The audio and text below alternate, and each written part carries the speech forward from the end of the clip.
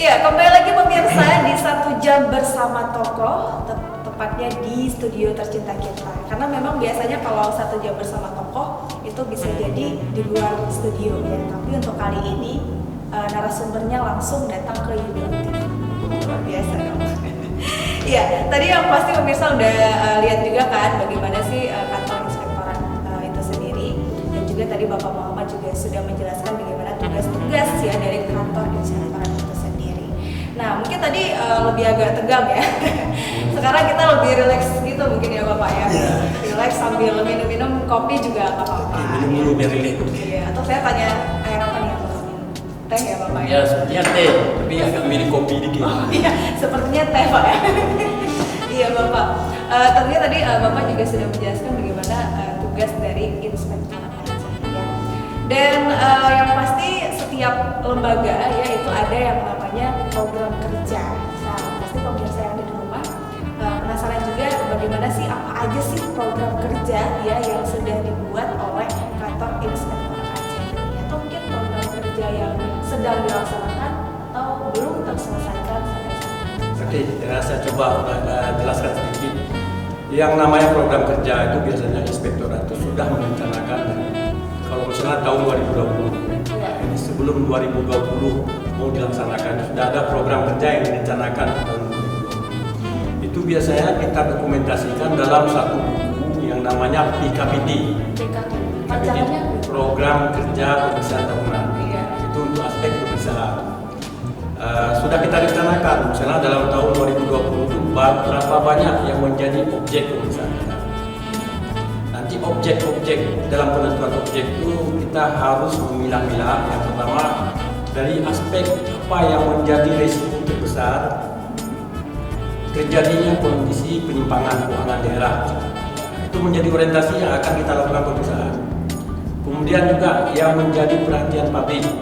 Apa kira-kira aspek yang menjadi perhatian publik? Misalnya seperti sekarang ini kan masalah hibah bansos itu ada kecurigaan. Hibah yang diberikan oleh pemerintah itu ada kecurigaan itu penggunaannya tidak tepat sasaran. Ya. Atau bantuan sosial. Kadang-kadang orang yang tidak berhak menerima bantuan sosial itu yang diberikan. Nah, itu menjadi fokus yang akan kita uji di lapangan selama 1 tahun ke depan. Betul nggak hibah yang sudah kita plotkan di dalam dokumen penyelenggaraan betul-betul orang yang menerima hibah itu memang orang yang berhak menerima hibah atau bantuan sosial betul-betul orang yang menerima bantuan sosial itu orang yang berhak menerima bantuan sosial tersebut. Jadi ada beberapa kriteria. Kemudian dari segi aspek risiko misalnya selama ini yang menjadi pandangan masyarakat aspek apa yang menjadi risiko terbesar terjadi penyimpangan keuangan negara. Ini sekarang sudah menjadi rahasia umum bahwa di aspek pengadaan barang dan jasa. Nah, ini kan kemungkinan terjadi penyimpangan itu tinggi sekali. Itu penyimpangan itu dalam bentuk markup, proyektif. Nah, ini juga sesuatu hal yang kita identifikasikan dari awal untuk menjadi objek yang harus kita periksa. Namun ada beberapa kendala untuk mewujudkan target ini. Yang pertama sekali di Inspektorat Aceh ini masih terkendala dari SDM. SDM-nya kurang. SDM-nya sangat kurang. Terus kualifikasi yang disyaratkan untuk menjadi suatu keahlian tertentu itu belum cukup. Jadi sebenarnya yang namanya auditor itu harus ada proses sertifikasi untuk menuju satu keahlian. Nah ini yang sangat masih minim sekali di aparatur SDM yang ada di Inspektorat Aceh. Di samping itu juga beban tugas sekarang dengan adanya Peraturan Pemerintah Nomor 12 Tahun 2017 tentang pembinaan pengawasan pemerintah daerah. Inspektorat itu bukan semata-mata hanya memeriksa, tapi semua dokumen misalnya pemerintah ini membuat dokumen perencanaan jangka menengah untuk RPJM. RPJM itu sebelum dikanunkan harus terlebih dahulu direview oleh aparatur inspektorat, baru nanti keluar menjadi kanun.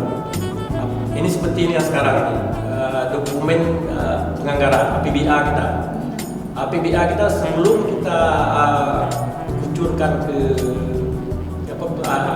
pelaksanaannya itu harus lebih dahulu direview tentang apakah aspek kewajarannya itu sudah dinilai betul nggak? Direview oleh kantor inspektorat. Itu secara regulasi mengharuskan seperti itu. Jadi dokumen APBA itu sebelum menjadi disahkan itu harus ada proses review. Banyak dokumen-dokumen strategis lainnya yang harus melibatkan personil inspektorat itu untuk melakukan proses review. Sehingga itu yang program kerja yang tersulit gitu berarti. Ini yang baru amanah regulasi yang terbaru. Nah ini kan regulasi ini baru keluar di tahun 2017. Ya.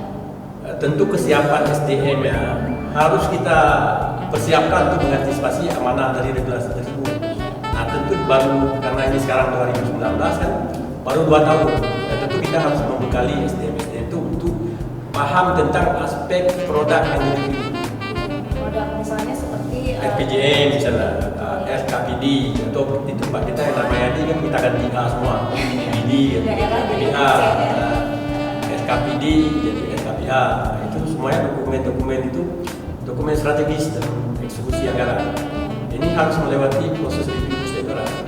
Iya berarti sampai sekarang belum ada SDM yang menangani itu. Ada, cuma jumlahnya sedikit, belum cukup banyak.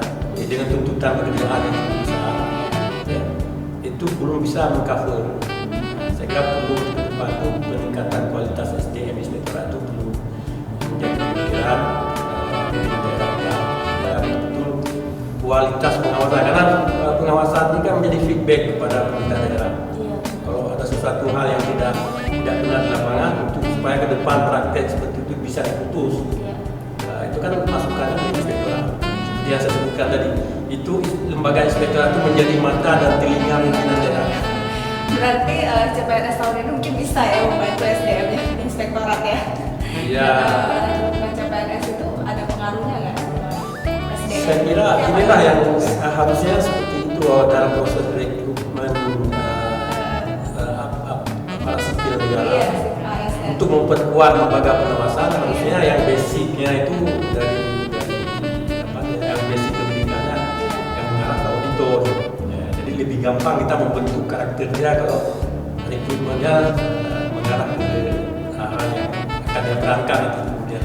Iya, tentunya pasti bersiap-siap nih untuk bersaing di rumah ya. Berarti inspektorat membutuhkan SDM ya. Ya, masih banyak. Masih banyak sekali kekurangan ya. Tapi yang tentunya itu harus lebih diawasi lagi, terus lebih banyak belajar juga ya. Karena di sana itu benar-benar kalau auditor tuh harus ada sertifikasinya ya. Ada proses sertifikasinya. Jadi ada jenjang misalnya kalau auditor itu ada tampil, ada tingkat ketuati, dari teknis, tapi auditor dia bahkan sampai auditor utama. Saya sebentar lagi besok mau ke Jakarta mau ikut sertifikasi auditor utama. Aduh luar biasa.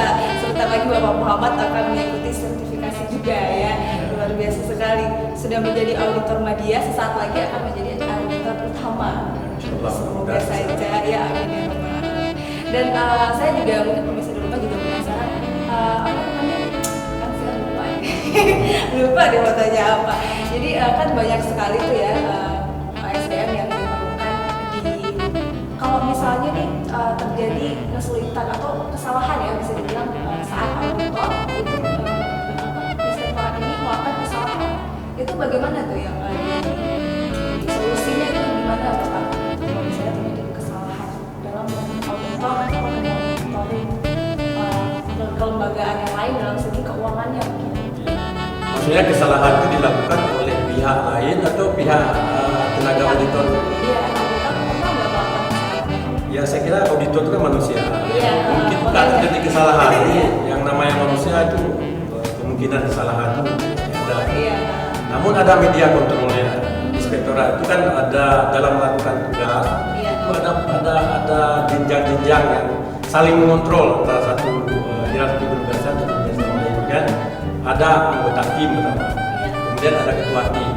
Ketua tim itu mengontrol kinerja dari anggota tim. Kemudian ketua tim ini juga nggak lepas ya, ada lagi pengendali teknis. Dia harus mengontrol pekerjaan yang diperankan oleh ketua tim itu sempurna nggak, apa masih belum sempurna. Kemudian pengendali teknis itu juga dikontrol oleh pengendali mutu. Itu hierarki.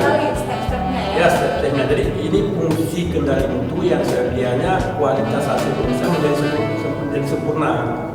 Namun di balik itu semua kan ada unsur kelemahan manusia. Ya, benar sekali ya. Kelemahan manusia itulah kadang-kadang melekat di berbagai jenjang yang tadi. Iya. Ketua tim yang tidak bisa memerankan tugas dia sebagai ketua tim, anggota tim yang belum mampu menjalankan tugas dia sebagai anggota tim, pengendali teknis, Iya. yang sebagiannya bisa mengendalikan secara teknis juga belum mampu menjalankan tugasnya secara baik. Nah inilah yang perlu diperkuat di tataran kelembagaan inspektorat.